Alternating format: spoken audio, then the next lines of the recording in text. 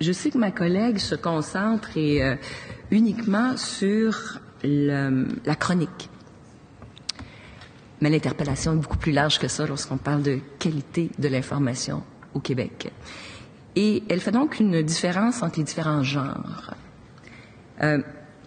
Vous savez, je vais me permettre ici une petite parenthèse. Que fait-elle des éditoriaux? Je lui pose la question.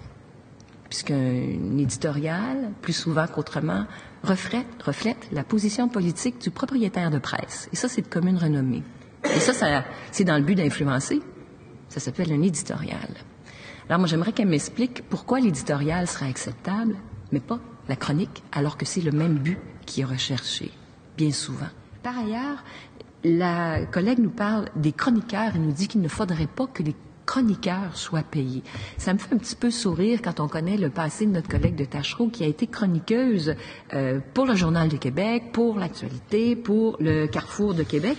Et d'ailleurs, je me plairais ici à la citer puisqu'elle dit « Les chroniqueurs gagnent beaucoup d'argent, ne devraient pas être payés ».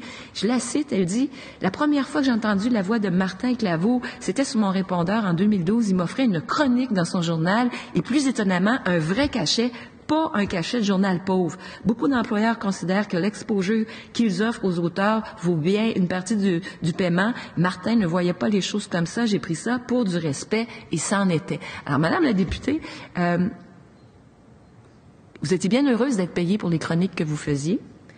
Par ailleurs, vous dénoncez les chroniqueurs, vous dites que les gens sont écœurés. Êtes-vous en train de nous dire que les gens seraient écœurés de vous entendre si vous faisiez encore de la chronique? Et êtes-vous de celles qui seraient à la fois juges du bon goût et nous dire quelles sont les bonnes chroniques et quelles sont les chroniques que nous ne devrions pas écouter? Parce que pour ma part, Madame la députée, j'aime bien écouter vos chroniques et les chroniques de tout chroniqueur parce que je considère que les chroniques font partie également de la liberté d'expression. Et lors de mon entrée en matière, Madame la Présidente, au début de ces 2 heures, je disais que c'est agréable de pouvoir être ici et de débattre parce que nous vivons dans une démocratie où il y a des piliers fondamentaux, c'est-à-dire l'information, le droit de l'information et également la liberté d'expression. Et même si nous ne sommes pas d'accord, et même si je ne suis pas d'accord avec les chroniqueurs, pour moi, la chronique fait aussi partie de la liberté d'expression et à certains égards de l'information.